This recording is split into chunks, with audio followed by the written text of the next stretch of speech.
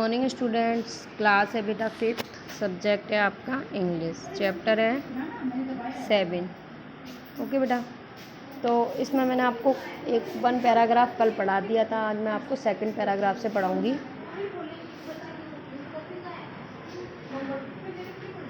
He sits on a bench under the big banyan tree. After some time he noticed a peacock dancing near the flower beds. Rohit walks to the peacock and said to him, "Will you play with me?" The peacock said, "I am busy. I am dancing, so I cannot play with me." He sits on a bench under the big banyan tree. वह जो रोहित था वो एक दिन कहाँ पर बैठा था? एक बड़े से बरगद के पेड़ के नीचे बेंच पर बैठा था।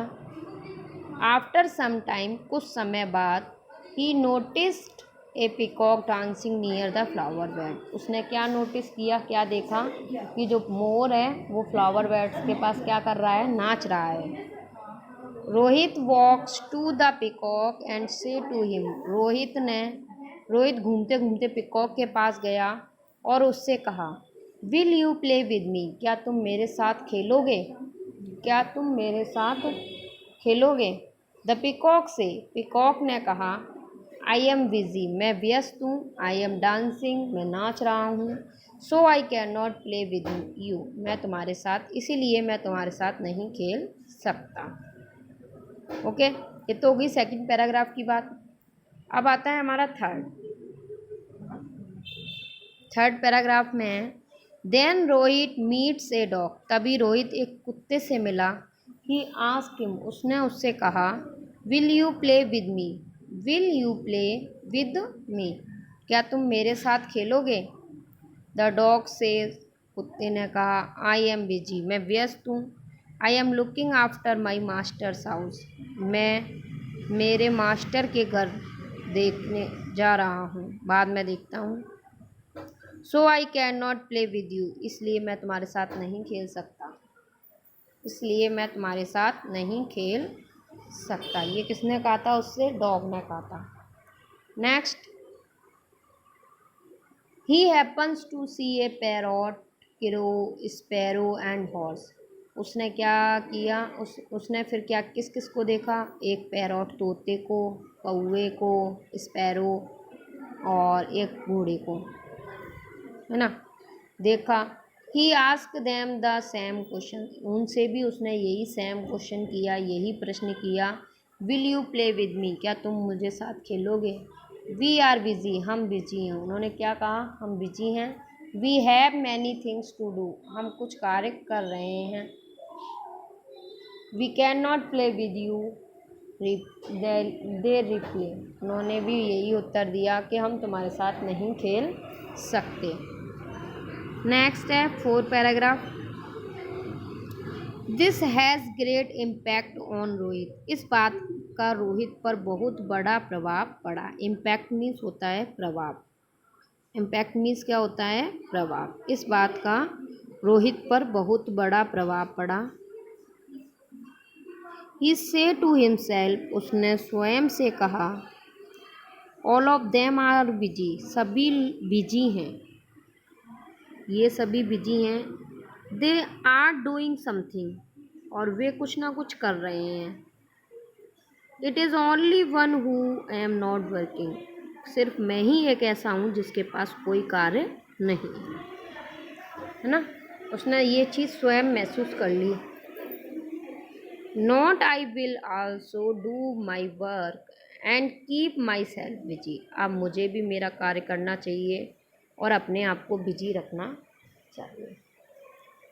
आई विल गिव माई लेजीनेस, और मैं अपना ये लेजीनेस जो है वो छोड़ दूँ। मैं I will give up my laziness, अब मुझे अपना आलस्य छोड़ देना चाहिए। ओके, नेक्स्ट,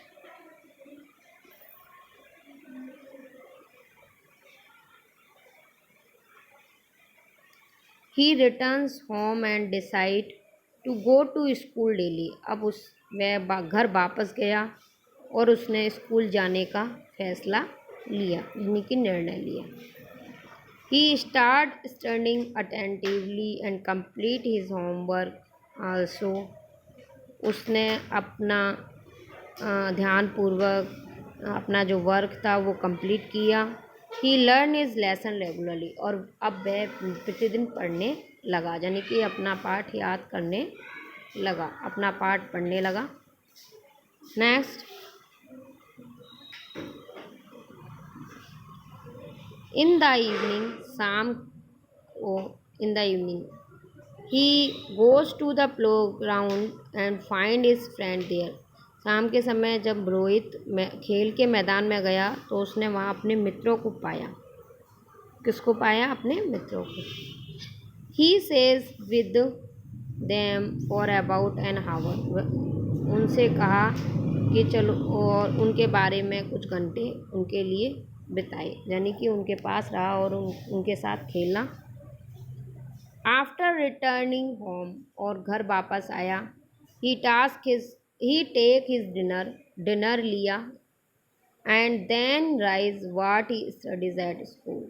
और तभी क्या किया? अपने स्कूल की उठकर तैयारी करने लगा। With this change in his behaviour, अब उसके इस व्यवहार में परिवर्तन आ रहा था। He is now liked by everyone, अब उसको सभी पसंद करने लगे, यानी कि एवरीवन मीन्स प्रत्येक उसको पसंद करने लगा उसके व्यवहार के परिवर्तन को देखकर।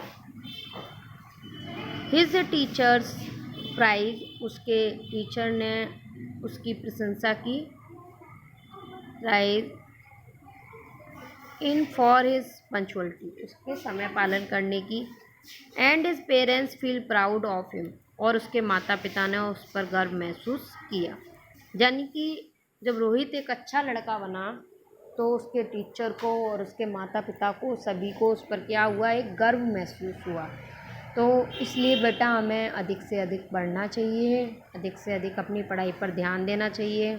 इस चैप्टर में आपके यही बताया है कि जब रोहित ने अच्छे से पढ़ाई की तो सभी उसको पसंद करने लगे, और जब उसने लेजीनेस, यानी कि लेजीनेस मीन्स जब वो आलसी बना तो सभी उससे क्या करने लगे? हेट मीन्स घृणा करने लगे। क्या करने लगे? घृणा।